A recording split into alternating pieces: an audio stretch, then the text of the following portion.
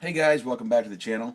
Making some rock formations today. Actually, I've already gone through, as you can see here, I've carved in kind of a stair pattern coming down these rocks. I've already even put a little base coat of gray over it. But I felt like it was looking a little boxy, so I'm gonna go in and reshape this a little bit. Now, this is all put together with El Cheapo like packing foam. Okay, so I mean I could be using nicer pink insulation foam for this, but I've got a ton of packing foam, and packing foam is free, so I'm saving the pink stuff for something quality. I'm using tools here from the hot wire foam cutting factory. Um, Really excellent stuff. I'll get into some of that actually soon. I'll probably start showing off the abilities of this 3D scroll table that I got from them. But for now, I'm just using this. This is the one of their handheld tools, I'm not sure what this one's called. I think they call it the router, handheld router. Basically, that's what it is. You can shape the wire any shape you want, make weird cuts and kind of carve your own patterns into things.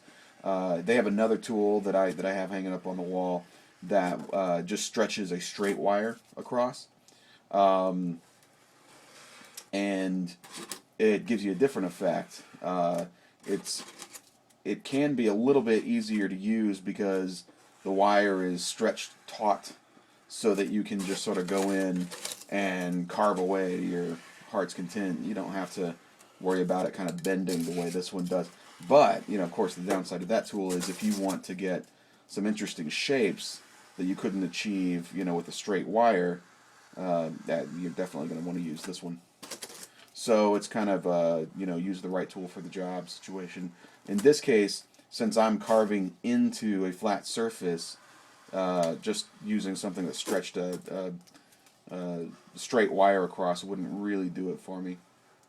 Right now I've got the heating element, the base, turned up all the way so that I can get through this foam super fast.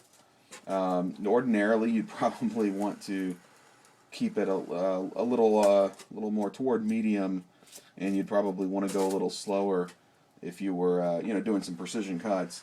I'm not really doing precision cuts per se. I just want to kind of give this wall some shape, is what I want to do.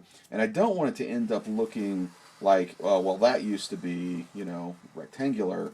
That's why I'm kind of going in and doing some deep, weird, curvy slices like this to kind of give it a little bit more personality.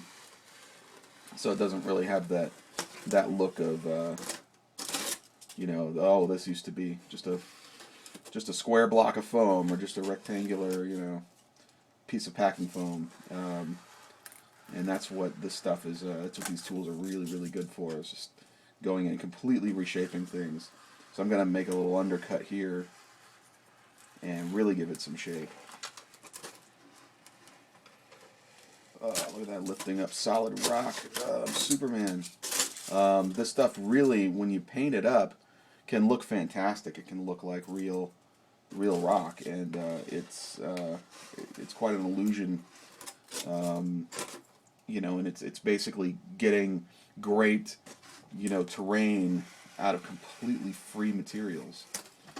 So you can really go a long way here with very little resources if you just have a few basic tools. If you want to build one of these, there's a guy online, Let's Cut Foam, I believe.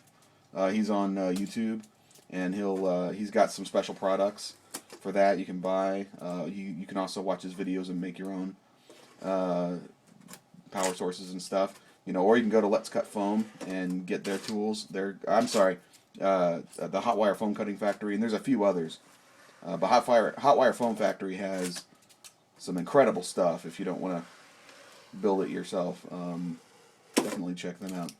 Anyway, so as you can see, I'm already kind of getting it to be a little bit more natural. I'm going to actually try to get rid of some of that shape that I'm creating with this that makes it look like I've come in with a round tool, and I'm scraping it up a little bit here and there, if that's all right. This stuff over here, I'll just touch it up. And this one, it's important to note, this is actually one of my cast up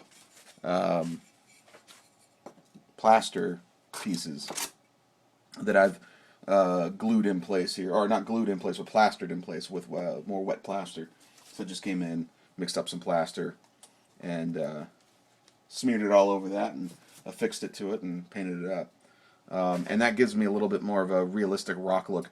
A lot of the rest of it I'm going to be covering up with dirt to kind of hide some of the less realistic texture there. So that's what I'm doing here.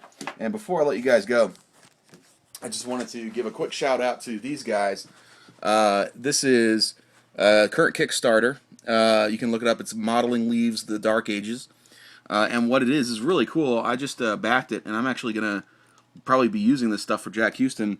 Let's see. Okay, so what they do is they create these little LED light systems for miniature wargaming type models. But you can use them for anything. You can use them no matter what kind of modeling you're doing.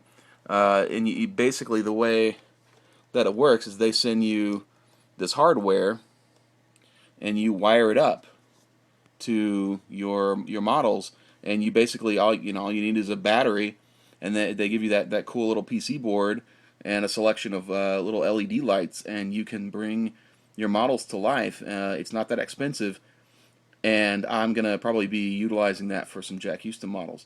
So look these guys up on Kickstarter. Back them. They've got 15 days left, and they still have quite a ways to go. I really think, and they have a website too, but I really think that they're worth taking a look at if you're into modeling at all. Okay, thanks guys. Be back soon with more.